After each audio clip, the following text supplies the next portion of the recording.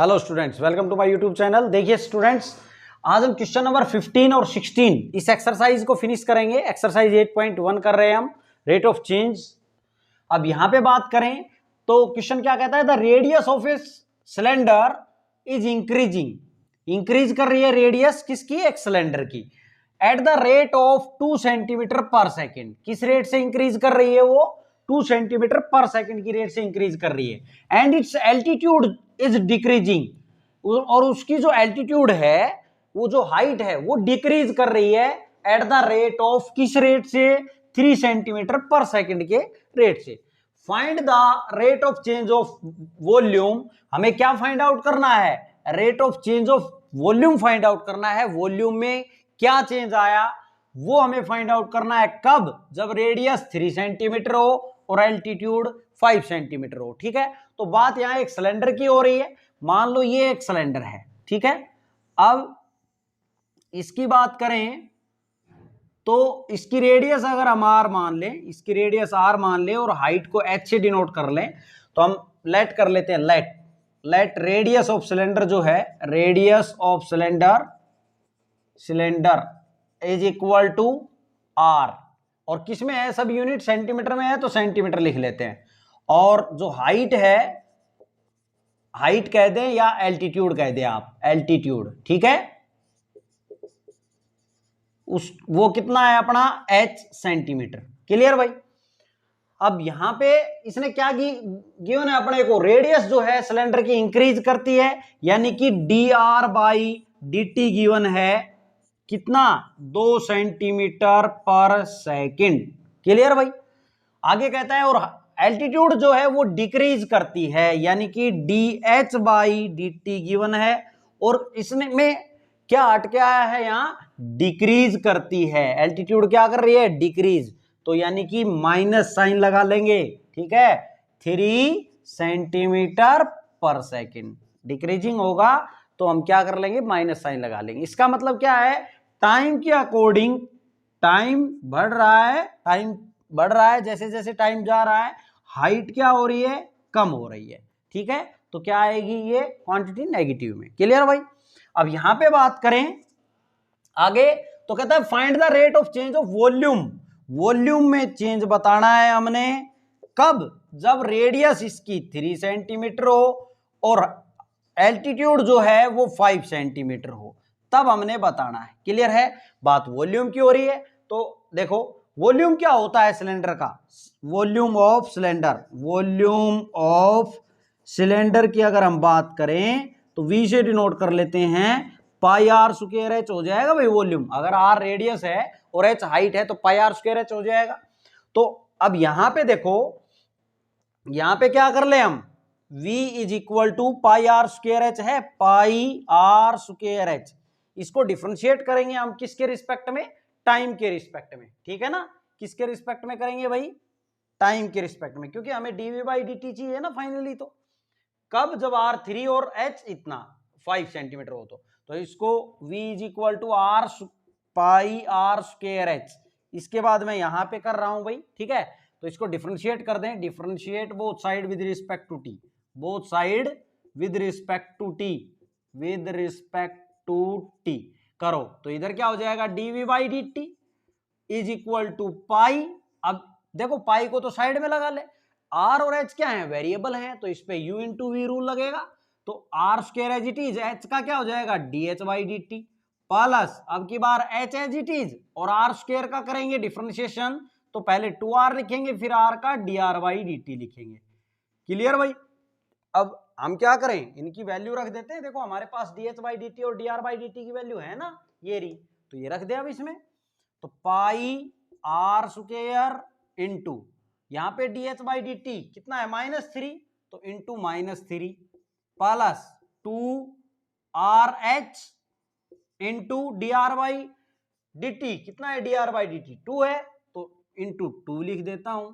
तो यहां से कितना हो गया भाई, ये पाई, यहां पे -3r स्क्वायर और प्लस 4 2 दूनी 4 RH, 4RH हो गया dv बाई dt। लेकिन dv बाई dt थोड़ी चाहिए, dv by dt change in volume किसके रिस्पेक्ट में, टाइम के रिस्पेक्ट में हमें चाहिए कब, जब आर की वैल्यू 3, जब आर की वैल्यू 3 और एच एल्टीट्यूड कितनी हो 5 सेंटीमीटर हो तब।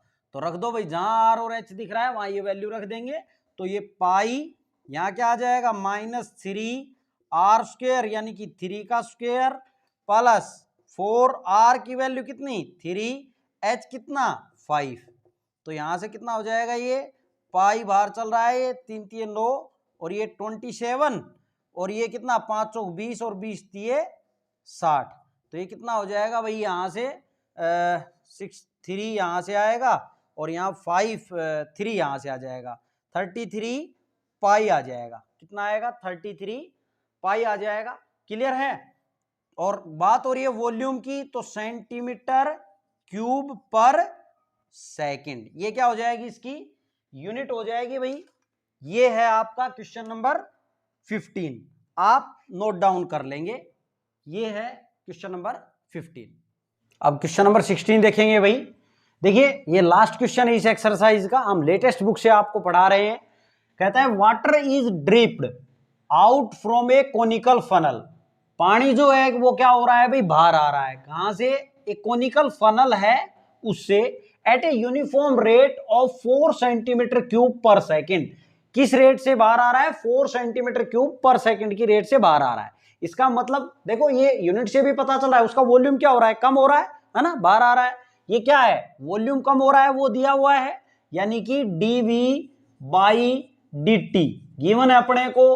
और ये कम हो रहा है तो हम क्या कर ले, ड्रिप्ड आउट, बाहर हो रहा, कम हो रहा है ना, तो क्या लिखेंगे -4 सेंटीमीटर क्यूब पर सेकेंड। ठीक है भाई, कम हो रहा है तो माइनस में लिखेंगे यूनिट, ये जो है change in volume with respect to time किस में लिखेंगे, माइनस में। अब ये माइनस में कब होता है और प्लस में कब, देखो अगर टाइम बढ़ रहा है और अगर वो टाइम बढ़ने के साथ साथ वॉल्यूम क्या हो रहा है, कम हो रहा है, तो क्या आएगा, नेगेटिव आएगा। ठीक है, और अगर टाइम भी बढ़े और वॉल्यूम भी बढ़ता तो क्या आता, ये पॉजिटिव में लिखते। क्लियर है, इस बात को ध्यान रखेंगे।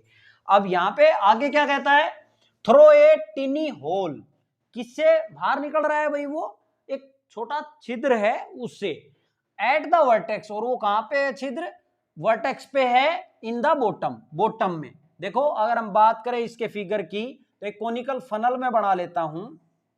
ये मान लो एक कोनिकल फनल है, ठीक है, और इसमें पानी भरा है भाई, ये है कोनिकल फनल, और मान लो पानी इसमें यहां तक भरा है, हम यहीं तक ले लेते हैं। ठीक है, ये इसकी रेडियस r ले लेता हूं मैं, और ये h हाइट ले लेता हूं। ठीक है, और यहां तक पानी इसमें भरा हुआ है, हम बात कर लें इसमें।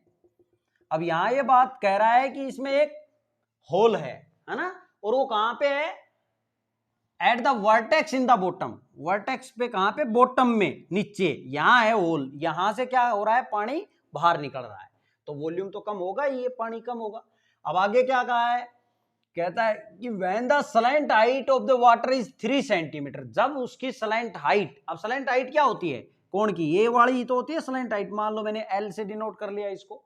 वो कहता है कि जब स्लैंट हाइट उसकी 3 सेंटीमीटर हो, तब क्या करना है, find the rate of decrease of the slant height, हमें ऑफ द वाटर, हमें क्या फाइंड आउट करना है, रेट फाइंड आउट करनी है किसकी, स्लैंट हाइट की। ठीक है, कब, जब उसकी स्लैंट हाइट कितनी हो, 3 सेंटीमीटर हो। ठीक है, अब वो डिक्रीज हो रही है ना, रेट ऑफ डिक्रीज, भाई पानी निकलेगा तो डिक्रीज ही होगी, यानी कि हमें क्या फाइंड आउट करना है, अगर हम बात कर लें तो हमें फाइनली dL/dt फाइंड आउट करना है, कब, जब स्लैंट हाइट उसकी कितनी हो, यानी कि L की वैल्यू कितनी हो, 3 सेंटीमीटर हो तब।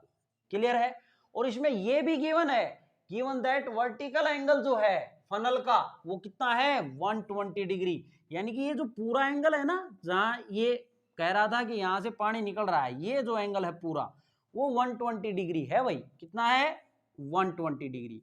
अच्छा, पूरा एंगल 120 डिग्री है, अगर हम इस एंगल की बात कर लें तो ये कितना है, 60 डिग्री हो जाएगा। ठीक है, देखो अब इनका यूज लेंगे, कैसे लेंगे अब आपको समझ आएगा आगे चल के। अब हमें बात करनी है यहाँ इसकी स्लेंट हाइट जो डिक्रीज हो रही है उसमें चेंज बताना है हमने। कब? जब एल की वैल्यू 3 सेंटीमीटर होगी तब कितना चेंज हुआ टाइम के अकॉर्डिंग। अब बात करें इसकी, तो देखो बात हो रही थी वॉल्यूम की, तो वॉल्यूम होता क्या है अभी? वॉल्यूम ऑफ कोण अगर हम बात कर लें तो हमने मान लो जो वॉल्यूम ये जो रेडियस है वो आर ली है और हाइट एच ले रखी है, तो वॉल्यूम क्या हो जाएगा कोण का? 1/3 पाई आर स्क्वायर एच हो जाएगा। ये इसको v से डिनोट कर लेता हूं। किससे डिनोट कर लें? v से। तो यहां पे 1/3 पाई आर स्क्वायर एच है भाई, क्लियर है। अब देखो क्या करना है हमने, 1/3 पाई आर स्क्वायर एच है हमें। देखो ये फाइनली चाहिए हमें dl/dt। क्या चाहिए? dl/dt। जब आप इसको टाइम के रिस्पेक्ट में डिफरेंशिएट करेंगे, अभी नहीं करना है आपने, अभी नहीं करना है, ये बात ध्यान रखनी है। देखो जब आप टाइम के रिस्पेक्ट में इसको करेंगे, ठीक है, हम क्या करते हैं टाइम के रिस्पेक्ट में इसको डिफरेंशिएट जब आप करेंगे तो हमें फाइनली dv/dt की जगह तो हम रख लेंगे -4 इधर, ठीक है, लेकिन हमें फाइनली तो dl/dt चाहिए ना। कब? जब l की वैल्यू 3 सेंटीमीटर हो तो हम क्या करें, हम ये जो टर्म है r और h की कोशिश करें, हम क्या करेंगे इसको l में बनाएंगे। किस में बनाएंगे? l में, है ना। ये पूरी टर्म l में बन जाएगी, ये v में बन जाएगा, उसके बाद हम डिफरेंशिएट कर लेंगे t के रिस्पेक्ट में, और क्या आ जाएगा? स्लेंट हाइट जो है वो डिक्रीजिंग, जो स्लेंट हाइट है उसका रेट आ जाएगा टाइम के रिस्पेक्ट में, वो कितनी डिक्रीज हो रही है ना। अब यहां पे बात करें तो देखो r, मुझे r को l में बदलना है, इसका मतलब r और l में मुझे रिलेशन चाहिए, r और l में रिलेशन चाहिए। तो r और l में रिलेशन चाहिए तो एक बात देखो, अगर मैं ये o ले लूं, ये a ले लूं और ये मान लो मैंने b ले लिया, है ना, OAB एक ट्रायंगल नजर आ रही है आपको, तो इन ट्रायंगल OAB अगर मैं बात कर लूं OAB में, तो मुझे R और L में रिलेशन चाहिए, तो ये साइड और ये साइड ले लूं अगर मैं, तो देखो अगर मैंने R/L कर दिया, R/L या L/R कर ले, वो आपकी मर्जी है, ठीक है। मान लो मैंने R/L कर दिया इज इक्वल टू R/L कर दिया, इसका मतलब क्या हो गया? देखो यहां पे एंगल की बात करूं तो कितना है? 90 डिग्री, ठीक है। यहां पे एंगल की बात करूं तो क्या है? 90 डिग्री। अब इस ट्रायंगल के अंदर आपको यह समझ आना चाहिए कि कौन इसमें बेस का काम कर रहा है, ये 90 डिग्री का एंगल है, तो ये तो क्या हो गया भैया, इसके सामने जो रहेगा वो हाइपोटेन्यूज का काम करेगी, ठीक है। और ये एंगल है अपना 60 डिग्री, थीटा है ना यहाँ, तो इसके सामने जो हमेशा साइड रहेगी वो किसका काम करेगी? परपेंडिकुलर का। तो ये जो साइड है वो किसका काम करेगी? बेस का। क्लियर है? ये बात क्लियर होनी चाहिए आपको। अब यहां पे मैंने R/L लिख दिया, इसका मतलब क्या है भाई? R/L देखो कहां है, R यहां है, इसका मतलब मैंने परपेंडिकुलर किसकी बात की है? परपेंडिकुलर अपॉन L, L मतलब हाइपोटेन्यूज। अब परपेंडिकुलर अपॉन हाइपोटेन्यूज की बात करें तो देखो आप सीख के आए हैं, पंडित बद्री प्रसाद हर हर बोले, ठीक है, हर हर बोल। तो परपेंडिकुलर अपॉन हाइपोटेन्यूज क्या होगा? साइन थीटा होगा कि नहीं? और थीटा कितना है? 60 डिग्री। तो ये R/L is equal to sign 60 लिख दूं मैं, क्लियर है? अब लिख दो भाई, R/L is equal to sign 60 की वैल्यू √3/2। तो R कितना आ गया यहां से? √3/2L आ गई R की वैल्यू, क्लियर है? अब हम बात करें, देखो मुझे R की वैल्यू L के रूप में आ गई, अब मुझे H जो है इसकी वैल्यू भी L के रूप में चाहिए, H की वैल्यू। अब मुझे रिलेशन लेना है H में और L में, ठीक है, क्योंकि मैं चाहता हूं कि H को L के रूप में कन्वर्ट कर दूं, क्योंकि फाइनली तो मुझे ये निकालना है। अब देखो H और L की बात करूं तो H अगर मैं इसको लिख देता हूं, देखो इसके बाद मैं यहां कर देता हूं भाई, अगर मैं लिखता हूं H/L लिख दूं तो इज इक्वल टू H/L लिख दिया, इसका मतलब क्या बन गया? देखो इस ट्रायंगल के अकॉर्डिंग ही देख लें, H ये है, इसका मतलब मैंने बेस की बात कर रहा हूं, और L का मतलब मैं हाइपोटेन्यूज की बात कर रहा हूं। तो बेस अपॉन हाइपोटेन्यूज जो है वो क्या होता है? देखो बेस अपॉन हाइपोटेन्यूज ये कोस ऑफ थीटा होता है, तो कोस ऑफ थीटा यानी कि 60 डिग्री, क्लियर है? H/L जो है ये इसी ट्रायंगल में बात कर रहे हैं हम, इन ट्रायंगल OAB में, ये भी बात इसमें ही की है और ये भी इसमें। इसके बाद आप यहां से नोट कर लेंगे, ये बात मैंने आपको रफली समझाने के लिए बताया है, बिल्कुल बेसिक बताने की कोशिश की है मैंने आपको, जो आप पढ़ के आ रहे हैं 10th क्लास से ही, ठीक है। अब आगे देखो भाई, आगे देखें तो साइन इसकी वैल्यू रखें, cos 61/2 होता है, तो h कितना आ गया, l/2 आ गया, l/2। तो अब यहां से वापिस आए आप, v is equal to 1/3 pi r square. अब r की वैल्यू तो ये है, तो √3/2 l का होल स्क्वायर इंटू h का मतलब l/2 लिख दिया भाई। तो यहां क्या आ जाएगा, 1/3 पाई, इसका स्क्वायर करेंगे तो ये 3 आ जाएगा, 2 दूनी 4, और l का स्क्वायर इंटू l/2 है यहाँ, ठीक है। 3 से 3 कट गया, यहां से कितना आ गया, देखो अब मैं यहां कर देता हूं इसको, इसके बाद आप यहां से कर लेंगे, v इज इक्वल टू पाई, यहां पे देखें तो ये पाई/4 दूनी 8 बन गया भाई, पाई/8 और l³ बन गया, l³, ठीक है।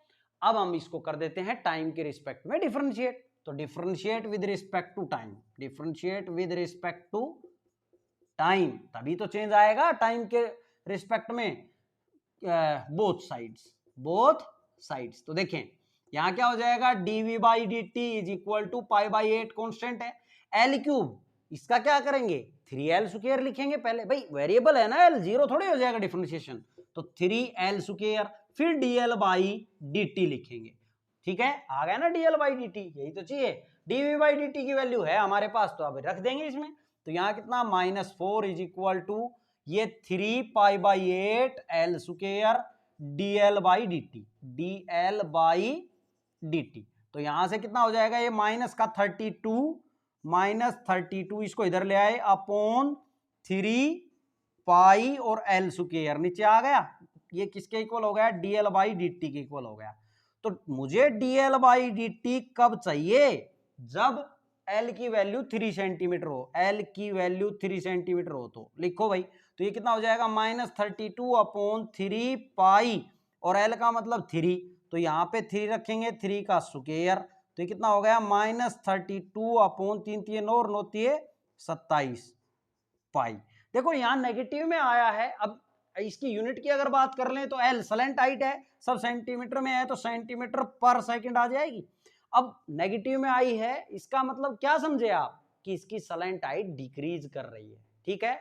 तो आप या तो आंसर यहीं छोड़ दें, या फिर आप ये भी लिख सकते हैं कि स्लैंट हाइट कितनी डिक्रीज कर रही है, यहां पे लिखेंगे स्लैंट हाइट जो है डिक्रीजिंग एट द रेट किससे, 32/27 पाई से, ठीक है। देखो यहां मैंने नेगेटिव का साइन नहीं लगाया, क्योंकि मैंने ये वर्ड यूज कर दिया है, डिक्रीज कर रही है, स्लैंट हाइट डिक्रीज कर रही है किस रेट से, 32/27 पाई की रेट से, ठीक है। ये था आपका क्वेश्चन नंबर 16, ये एक्सरसाइज फिनिश होती है, आप इसको नोट डाउन कर लेंगे स्टूडेंट्स। और अगर आपको क्वेश्चन समझ आया है तो प्लीज आप हमारी मेहनत को देख के चैनल को सब्सक्राइब जरूर करें। मैंने सभी क्वेश्चन इसी प्रकार बोर्ड पे आपको एक ही क्वेश्चन हम आपको करवा रहे हैं, ज्यादा से ज्यादा आप हमें सपोर्ट करें। Thanks for watching my videos.